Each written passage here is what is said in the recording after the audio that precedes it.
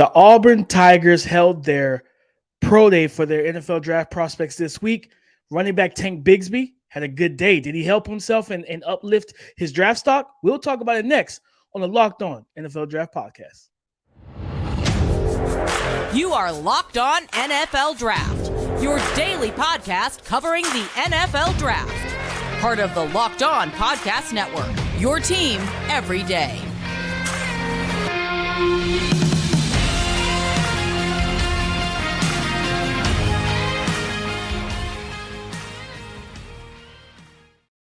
What's up, family? Welcome back to the Locked On NFL Draft Podcast, your daily podcast covering your favorite draft prospects, part of the Locked On Podcast Network, your team every day. It's your boy, Damian Parson, always on the ones and twos. You can find me on Twitter at DP_NFL.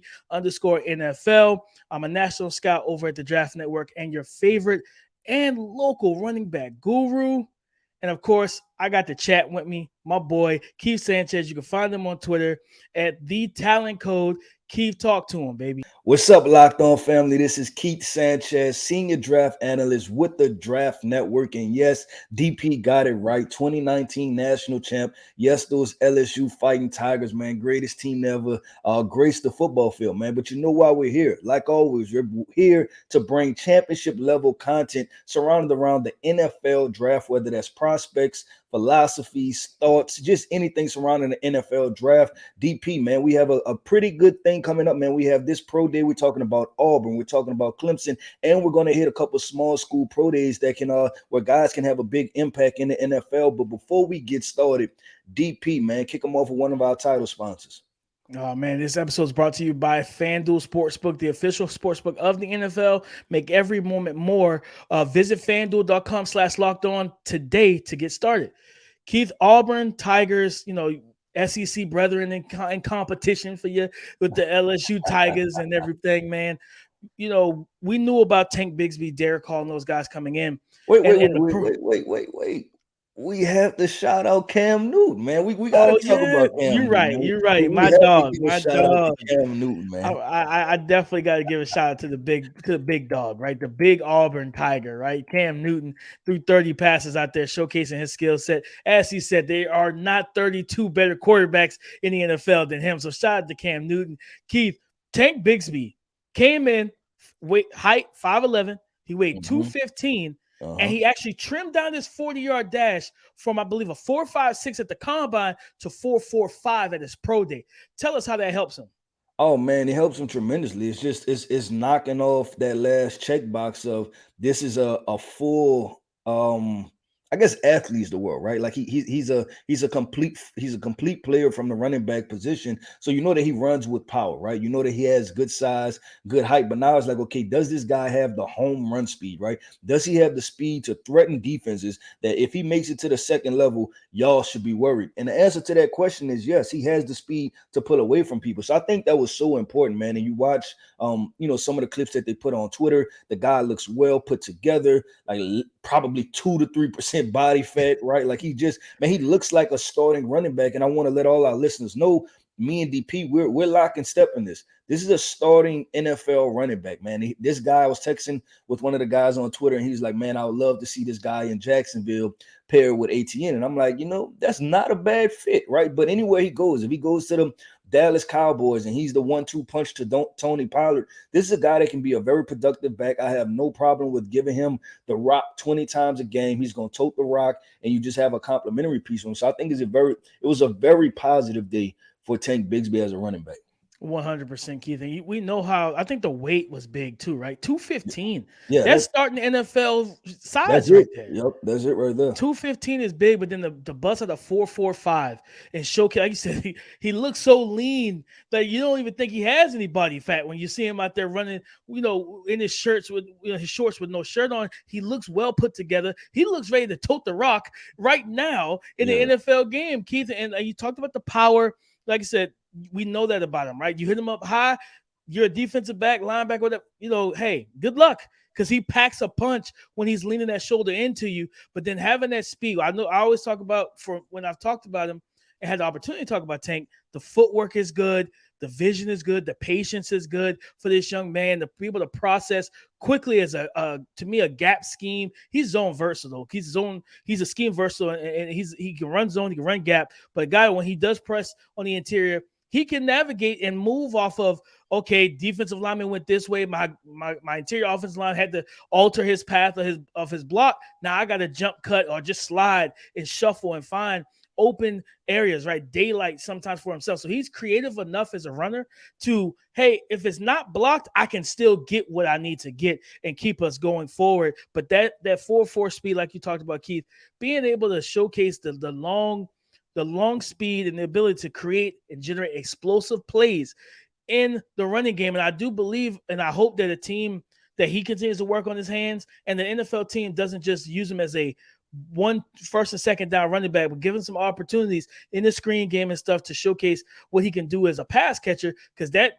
explosiveness and be able to generate explosive plays, Keith, it could be beneficial for his long-term success if he can do it in the run game, which we know he can, but also in the passing game. Yeah, no, I agree 100%, man. But listen, DP, I know you're a running back guy, so we had to start with the running backs, man. But listen, this front seven at Auburn, it was one of the best in the SEC, right? If they would have just got the offense together, they'd have been okay, because Right. they're loaded on the defensive side of the ball, especially the front seven, and even the back end. But I want to talk about interior defensive lineman Colby Wooden, man, because this is a name that no one's talking about. And I think that this is a guy that can supplant himself clearly in the second round. And I think he's another starter. Like, this guy's a starter. I think he's scheme versatile where he can play. This is a 3-4 defensive end, or this is a 4-3 defensive tackle. You see the athleticism. You see the physicality that he plays with. He came in at 6'4", 278. Which I think is a good size for him. And if you look at his body and his frame, I think he's a guy that can easily push 300 pounds, or this is a guy that can get down to 265, 270 if need be. But, man, I watched some of his movement skills. Like I said, this is a really good athlete. So we're talking teams that need interior defensive linemen. Like, if you need to get a little bit more stout up front, this is definitely a guy to target because he's going relatively untalked about throughout this draft process. But this is a good football player that plays the game the right way. Keith, I'm a big fan of Colby Wooden, man. Like you said, coming in at, where he's listed at almost 280. And I remember talking to one of his coaches, and he's like, man, when he's on, like, he's unblockable. And he's like, the things I've seen him do, the length, the power, but also, like, they stood him up as a defensive end, like an outside linebacker at times. Keith, it was very weird to see a 6'4", 280-pound guy in a 2-point stance running twists and stunts, but he did it fairly well. But, man, you turn on that Missouri tape, I think that may have been his best tape of the season. Just single gap, 3 technique, right up on the guard, right? And just winning one-on-one reps in the passing game. But also flashing his colors, being able to stonewall blocks in the run game as well. He didn't run at his pro day, but he's somebody that I know that, a couple teams already had second-round grades on coming into the draft cycle, right? Into, of course, Mobiles where the draft starts, and, you got the Shrine Bowl, and, of course, the Combine. I think this is a young man, Keith. Colby Wooden is someone that fans need to know, because he's talented enough to be a disruptive 3-down player in the NFL. Okay, real quick, because we have to transition to our next segment. But DP, I want to ask you, man. So we have guys like Brian Bresee that's mentioned in this draft class, right? And this, these are first round guys. I have a question. Do you think that Colby Wooden, his play is on par or in the same stratosphere with the Brian Bresee as a football player? Real quick.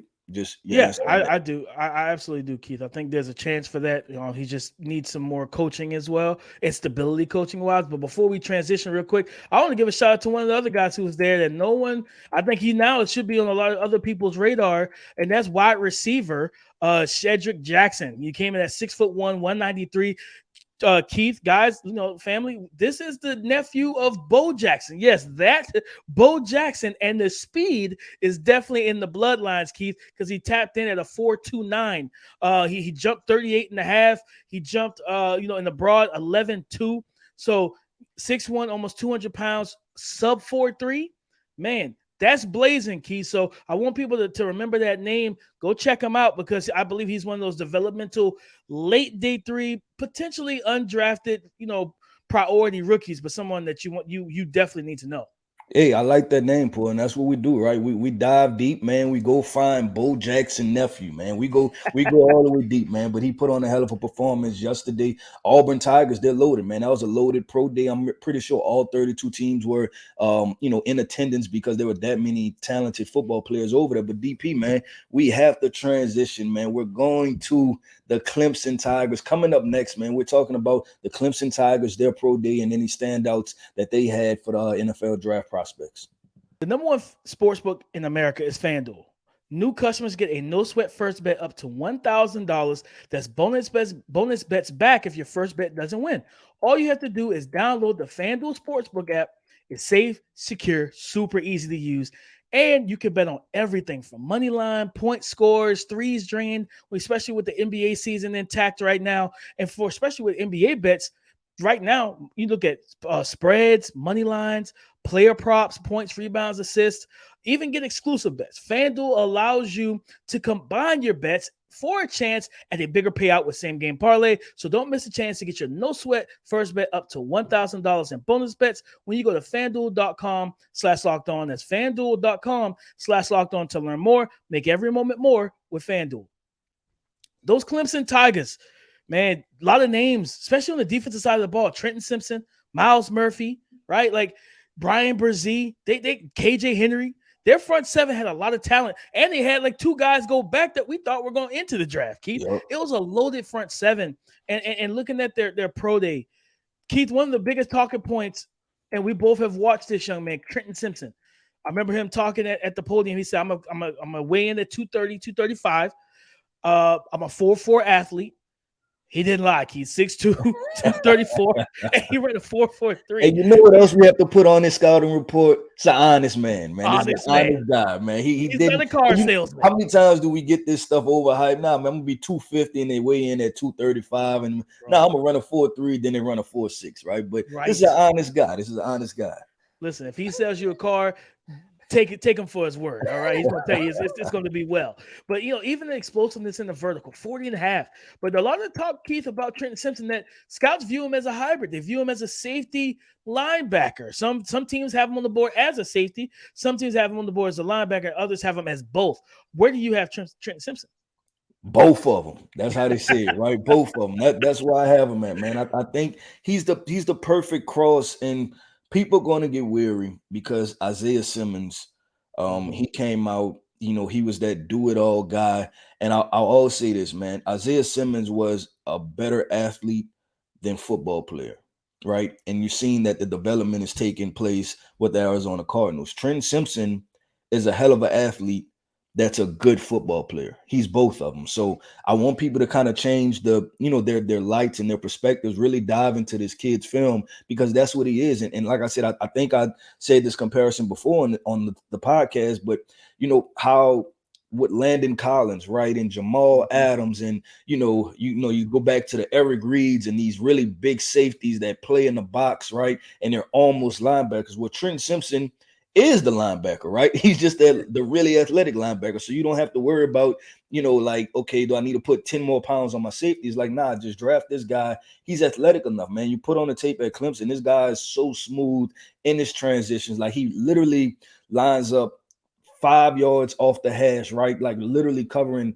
slot wide receivers, and he's doing it comfortably, man. And just watching him at Pro Day, another smooth mover, man. The guy has fluid hips. So those type of workouts for him were so good. They were so good in transitions and everything, and he really made a statement. But DP, man, I got to talk about a guy with so much potential, but you talk about drafting a prospect. These are the type of guys that could potentially get you in trouble, man.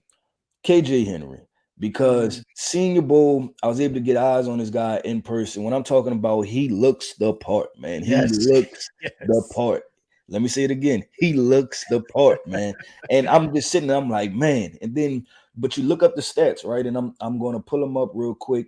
2018, 0 sacks. 2019, 2 sacks. 2020, 3.5 sacks. 2021, 4.5 sacks. 2022, 3.5 sacks, right? So the production is extremely limited. We're talking about a guy with, that's played 4 or 5 years and might have 10 to 12 sacks, I think, if I did the math right. So, but you want to buy into the athlete that he is. So I'm man, this is one guy that I'm going to struggle with, DP, and I haven't given my final grade to KJ yet, but I know I'm going to struggle with because the athleticism is there, and you just wonder what is needed to pull out the rest for him, because you can't teach the athletic traits, right? But you wonder the IQ, the processing for him to be able to get to the next step. And listen, even testing, we're talking pro day, man. I got his pro day numbers. He's 6'4" and 5'8", 250 pounds, right? He ran a 1.55 and a 10-yard split, and he ran a 4.63, right? So that's why I talk about the type of athlete that he is, man. He's picking them up and he's putting them down. So I want to buy into this guy. And when I really do my deep dive, knowing his testing numbers from pro day, I'm gonna, kind of put everything into one and then try to come up with a proper grade, because the ceiling is through the roof for what he could be when you talk about teams that, run a 4-3 hand in the ground defensive end, and he can be that number 2 to somebody's number 1, right? That's the ideal role for him. So, man, that like potential through the roof, and that's one guy I wanted to highlight. No, I like that you brought that up, Keith, because he is such a polarizing study, because I saw him too, and I'm like, man, like this dude looks like he looks ready to go, and he looks like an NFL 4-3 defensive end right now, right? And it's like you said, the lack of production, which production isn't everything, which we know that, but it's like, why haven't you, like, all the physical tools, why haven't you gotten 7 to 10 sacks in the season? You know what I mean? Especially playing on such a star-studded defensive line. They've had a lot of names come through there while he's been there, especially on the interior D line and everything. So yes, I'm glad you brought that up. That's something I battle with, because like I don't want to associate that to the coach, right? Because they put out a lot of productive defensive linemen. Yeah. Guys. I mean, maybe in the NFL they've been okay. When you talk about Cleveland Farrell and a couple of those guys, they've been okay, but they put out a lot of productive NFL defensive linemen. But I'm hoping that this is a guy that can turn the corner. Now, Keith, sticking with the defensive end, Myles Murphy, man, he's been hampered by a hamstring injury. He only bench pressed at the combine. He didn't redo his bench press. He stood on I believe it was 25, 26 reps at the combine, measured at 6'4", 268, just shy of 270. But the hamstring didn't allow him to do any physical or athletic testing. He hasn't done any athletic testing this entire time that we have on record, Keith. Like this, especially for a guy that was highly touted as like a top 5 prospect entering the season, right? Like he was the number 2 edge behind Will Anderson, Keith. So how does that hurt, or how does that affect his draft stock in your opinion? Well, DP, I want to answer that, man, but guess what? We have a segment coming up, man. We have a segment coming up talking about the value of pro days. So you know what we're going to do right after this? We're going to jump into the value of pro days and athletes testing their pro days, and what are the best things that we should take away from pro days. Let's get back to it. Myles Murphy, the value of pro days, Keith. He hasn't had to work out. He hasn't been able to work out due to the injury, Keith. And like we just talked about, what does that do for his draft stock? Like, does that change the perception of him? So this is the value of pro days, right? And you're in that player's, you're in his hometown, you're in his vicinity, you're in his spot where he works out, right? So NFL scouting, for those, obviously, I was at LSU, coaching at LSU for 5 years. So I went through probably 5 pro days, right? And so this is the setup. So it's you hosting an event, right? Like your team, your college team is hosting an event. And when you walk in there as a scout, this is your objective. Obviously to watch the on-the-field drills, but it's to continue to develop relationships with people on the staff, because you want to know character, right? And so when you tie that back to Myles Murphy, you're trying to see like, okay, cool. If he didn't work out, is this associated with a hamstring? Okay, what type of hamstring, right? Like is this something that it's really injured, or is this something where it's a hamstring and I'm kind of don't want to run because I don't want to run a bad time? Because they can be perceived 2 different ways. So you're trying to figure out, okay, cool, how does this guy compete, right? Like, is this something that he would normally shy away from? Is this something where he's just not that confident in? Because if he's just not that confident in, and you're like, bro, it's a 40, you're a DN, it doesn't matter anyway, right? Like that can be, I don't want to say a red flag, but that can be a concern, right? Because you want a guy that you know is going to show up. So for Myles Murphy, if you're asking me, am I extremely concerned? No, right? But if I'm a scout and I'm an NFL scout and I'm there and I'm a general manager, assistant GM, director of college scouting, I want to know the details of this, especially if I'm taking this guy. Because how many times have we seen the Philadelphia Eagles, mock Miles Murphy, right? So you're taking this guy top 10 and you're the Philadelphia Eagles, you want to know in my top 10 pick that this guy's a competitor. And you watch the film, you know that Miles Murphy gets after it, but you want to know that. So you talk about the value of pro days. I think it varies right from prospect to prospect, but with Miles Murphy in particular, I think you have to figure out why you don't have any numbers, because benching at the combine is weird. And then I think here he didn't do anything. So you really want to figure out what's going on. No, 100%. And I think because the reason why this is such a good topic to discuss is because we, as a community in the draft community, we will literally like overvalue like the pro day.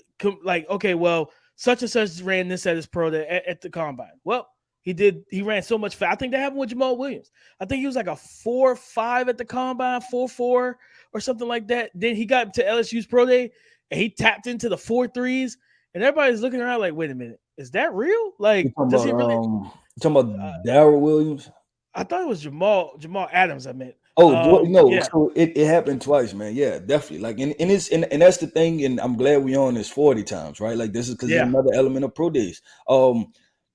We see the numbers that get tweeted out from whoever, and that's why it's always good to find you a reputable source, because what happens is you have like the school, they have their hand time, right? They have their guy on a timer. And, we had a board up there, right? So boom, you run it and it's kind of like a scoreboard. And then 4 or 5 pops up, right? And so that's what kind of gets put out to the media, right? Because unless they're hand timing themselves, which most news media people, they're not hand timing 40 times, right? But what happens is, and this is where the separator comes in, the scouts are there also. And they're standing at the end of the 40-yard dash, and all of those guys is probably 30 scouts standing right by each other or sitting on a bench, and they have the hand time. So while the number may get pushed to you through media outlets and everything that, hey, this guy ran a 4.5, guess what? The Steelers scout, the Texan scout, the Cowboy scout, they have their own timer to where it's like, oh, this is actually a 4.7. You know what I'm saying? And they kind of know it like that. So with the 40 times, that's very important to make sure that you have a reputable source, especially, in doing this and, trying to, I guess, evaluate prospects and push it forward, because the NFL may have a totally different thing because of their hand time. So it's a lot of politics that go at the end of the day, especially with the 40 times, man. But it's fun. Like I said, it's exciting for the guys. And, it's because it's really, like I said, you're hosting an event. There are a bunch of NFL teams there, but the most important thing that they're looking at are the on the field drills, because that's the things that translate, right? Like when you're talking about, because remember last year talking about LSU guy Derek Stingley, right? Because I don't remember if he ran or not. I don't think he ran at the combine. I don't think so, because he had a hamstring injury. Then he ran a 4.4. He came in at almost 200 pounds. He was moving well. Then everybody remember like, oh damn, this guy's good, right?